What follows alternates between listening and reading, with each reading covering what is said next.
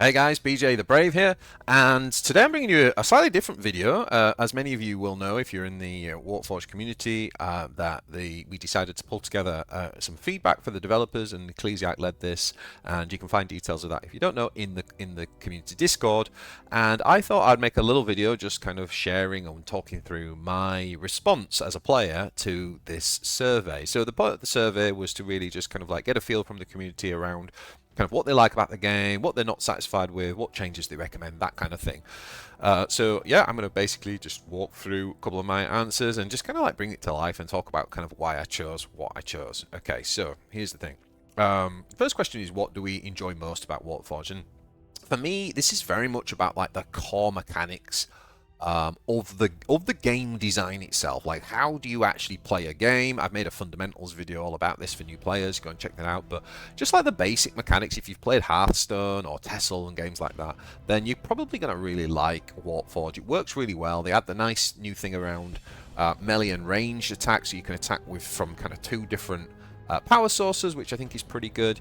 And yeah, I mean, generally that is awesome. In addition to that, obviously we have the excellent IP. I'm a big fan of 40k, so I love that. And the devs have done a great job bringing the visuals and the audio to life to really kind of represent the IP well. So I think that's something I really fundamentally enjoy, and also quite like the fact that the devs, they're not the most kind of like open in dialogue with the community in a game that I've played, but they do seem to respond to important issues. So the classic one was like the Neurothrope proposed buff, and they saw the community reaction and they kind of made that change, and I think that's really cool. I think that's really cool that they are prepared to kind of go, actually no, we overstepped on that one, we're gonna tone that down a bit. That's pretty cool. I also want to say, from a collecting point of view, when you join the game, I think the campaigns and specifically the premiums are just they're great fun. They're a great way of collecting. They give you something to kind of log in for every day, and I just kind of enjoyed that. Even recently when the Tau came out, I just kind of really enjoyed being able to go through a campaign again. I actually wish that when a reinforcement drop came out, that like extensions to the campaigns were made or something like that, or maybe even monthly extensions, I don't know. But I think they're fantastic. So what do I find personally most frustrating or enjoy least in Warpforge? Well, I like Warpforge, so there's not tons of stuff, but I think the biggest thing for me is I like playing constructed. I'm not really a draft player. I like kind of competitive play, and there's very little to aim for in constructed play. When we reset the season, we start at Legendary if you've already reached Legendary in the last season. That's the only card game where that happens. In almost any card game, Runeterra, Hearthstone, the big thing every season when it resets is trying to reach Legendary. That's like the first like major goal for a competitive player. So like I feel like there's a real lack of anything to aim for. And it's kind of like, yeah, just not great. I also think the AI bots are a bit frustrating, right? Like, they're really bad. They make stupid decisions. I'd also wish you could choose. Like when I've played Shadowverse, for example, you can like choose when you're trying to practice with the deck. Oh, I want to practice against Uriel, or I want to practice against Zephyr, whatever. I'd like to be able to choose which AI you can play against. Another thing, this is like a very detailed one, but just whenever you play a flanker, like audio animations pop up, and it kind of just slows you down. It just breaks you out of the kind of immersion of the game a little bit, and it's just, it's a little one. But the biggest thing for me is more around just like having more kind of like to aim for. I'm really frustrated that we don't have a tournament scene. I know that's not the devs' fault, so to speak, although creating tools and modes that enable that would really help. Okay, so overall, how satisfied would I say I am with Warpforge? Well, this is a tough one to answer, because like I would say like I go between a sort of 6 and an 8 on this, and this is why I landed on 7. I think overall, if I'm feeling very positive, I'd say like I am generally quite satisfied with the game. I really enjoy the game, and it's really gripped me, and I'm making content for it, so obviously I enjoy it. But like I say, there are things when I start comparing it to other games, other favourable games, CCGs, that are real big holes for me, which I've already mentioned, and they're some of the things that I find unsatisfying. And also, like, it is a little bit slow in terms of like the factions that we have and the card release and stuff. I'd like to see more, but could always all want more. So overall, pretty satisfied, but it's not perfect. So I'm going to go 7. What key changes would increase the score for me? Tournament scene and features to support this. Ladder feeling more significant. e.g., you know, having to reach legendary, as we said, or the big one that would, like this would, I mean, if they made this one change, this like Warpforge would be like a 9 for me at least, is when you post a score in the top 50, you can basically take the one broken deck, play it loads, and hit the top 10. And I think what Gwent did in the Pro League was brilliant because it took an aggregate. You had to play multiple factions, and I think that just gives you such a challenge every season because you're like, right, I've played 25 games with Orcs and posted my score. Right, now I've got to think about what my Eldar deck's going to be this season, or now I've got to think about what my POW deck's going to be this season. And your ladder score is the aggregate of, like, say, 3 or 4 factions. Not, you'd have to play every faction, but maybe you could make it like 3 or 4, and that gets around like one particular deck being broken. So I'd really love that. I mean, that would put this game to the stratosphere for me. Higher quantity of changes in the balance patches is something that I'd like to see. I often get to the balance patch kind of hopeful and feel a little bit meh. I'm happy that they don't kind of hit things with the sledgehammer anymore. I think that's good. Ultramarines in November, they did that, and they have with Tyranids a little bit recently, so it still happens occasionally, but I think like the level is good, but I just think the quantity of changes is poor. I particularly think there needs to be much more emphasis on buffing unplayed cards. Introducing new factions and more quickly, and releasing reinforcement drops, perhaps for 2 or 3 factions at a time. So obviously we are this time just about to get the Chaos one. Wouldn't it be cool if we were getting a Chaos and an Ultramarine one, or a Chaos and a Necron one? You know, I think those people who tend to favour just a couple of factions are often just sitting on the sidelines waiting for their turn, and they have to wait a long time. So that would be pretty cool. And I'd quite like to see a little bit more open dialogue with the community. They EG do a lot of broadcasting, and we get information that way, but in terms of like actual open dialogue, I think there's an opportunity there. Whether that's them engaging more on Discord, or I don't know. So in terms of how strongly do I agree that each faction is fun to play, for me, Necrons are abysmal at the minute. They're not fun to play. Their most powerful playstyle is Scarabs, which isn't particularly fun. And I really liked the control, which they've completely gutted and made all the useful cards useless or much less useful. I think they're one of the least fun to play at the minute. The Eldar is pretty fun. You know, you can make some really fun decks from the Eldar. They'd be even better if they just buffed the unplayable cards. And the Ultramarines, this is probably high for me. Like I imagine most people will put this lower. Now this isn't. The reason I've given this a 4 is I quite like playing the Ultramarines. I don't think they're very powerful. I think they need some work. So this isn't a score to reflect that. But I just mean, like, I find the faction fun. If they made a few buffs to Ultramarines, they could easily be one of my favourite factions. Like some of the mechanics and stuff like that. Black Legion is less fun for me, even though they're much more powerful than the Ultramarines. And the Tau faction is incredibly fun to play, and I'll talk more about why in a minute, and I think the Orcs are as well. Tyranids are not very fun to play for me. I think that they are kind of shoehorned into a certain playstyle, which I don't particularly love. And I think it gets pretty battered on the kind of nerfs and buffs. So it's actually one of the hardest factions, I think, to kind of like get right with the current mechanics. I also think that even from an IP perspective, I feel like things like Swarm are kind of like not how I imagine that, kind of like that, how you could represent Swarm. I just feel like we missed the mark with that. So what would make it fun? And it's interesting to sit and think like, well, what does make a faction fun to play? And for me, it's all about having a variety of playable cards with multiple deck archetypes.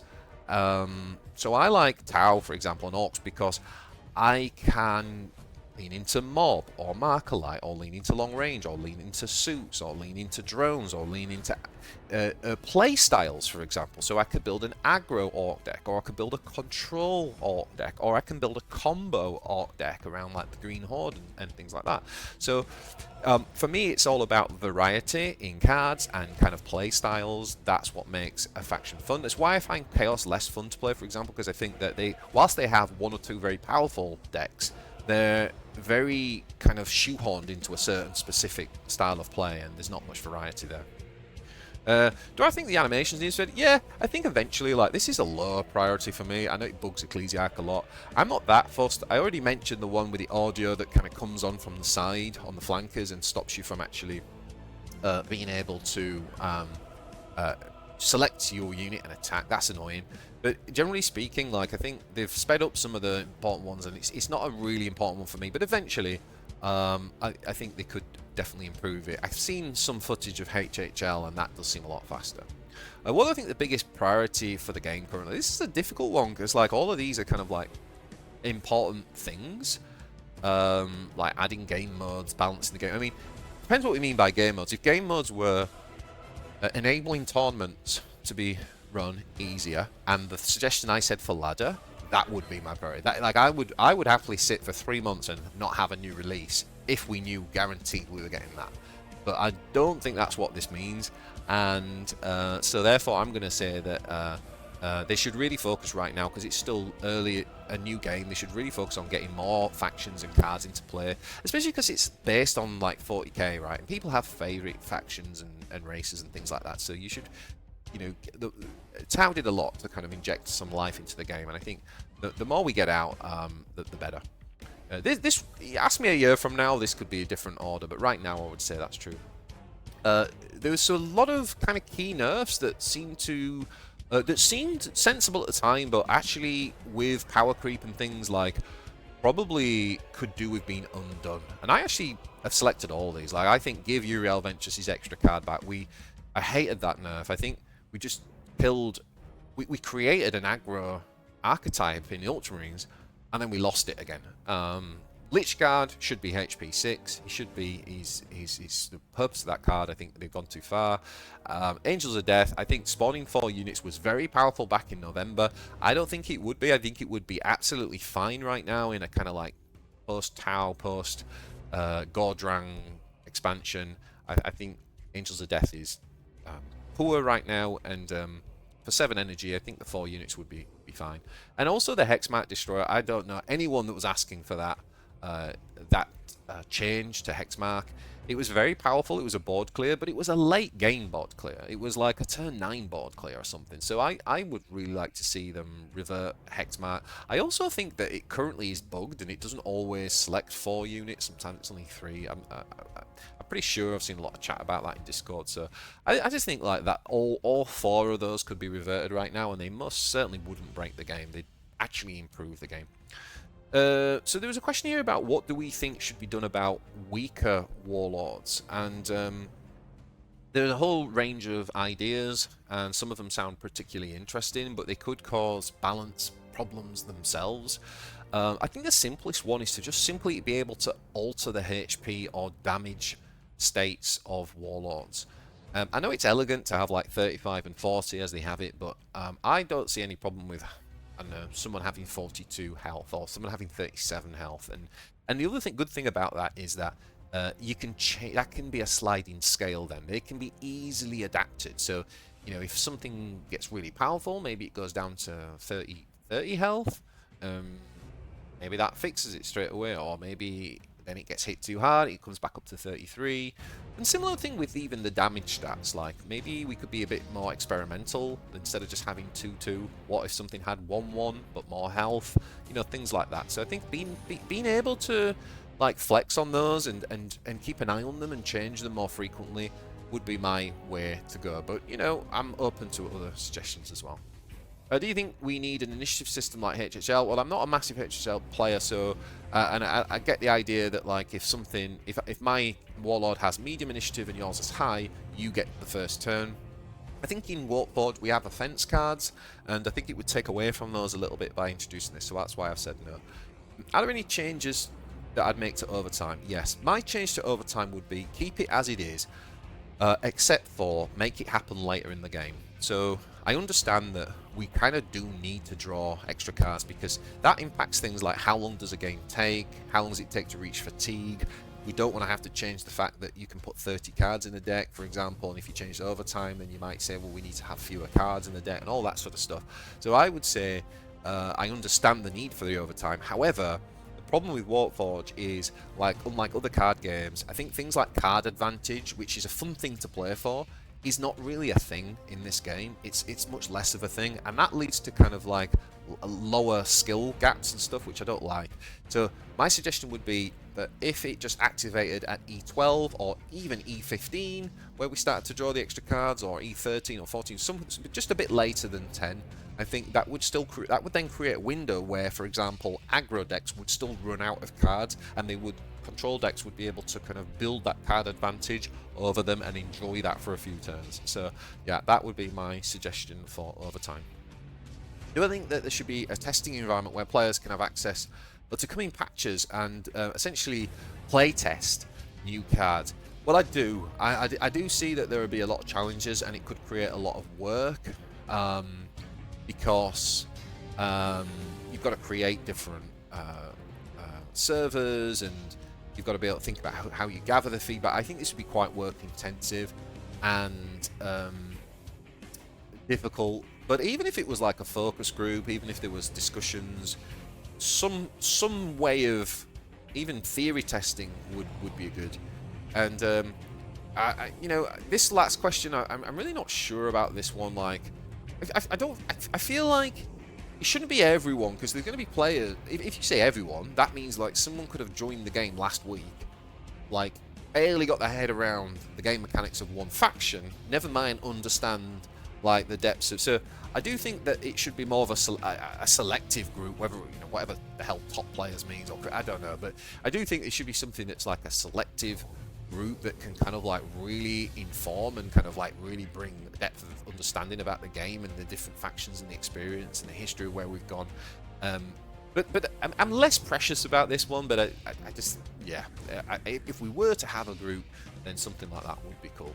So that is what I think would like help the game. I just wanted to kind of like share that, thought it might make some interesting content, and let me know in the comments what you think, if there's anything I said that you also really agree with or like, and equally if there's anything that you think I've missed or you disagree with, let me know in the comments. Let's have a conversation. It's all good fun. Hopefully EG listened to some of this and it's helpful and it helps to steer the game, and we all want the game to be as good as it can, right? So like that's the intention. So hopefully it's somehow useful.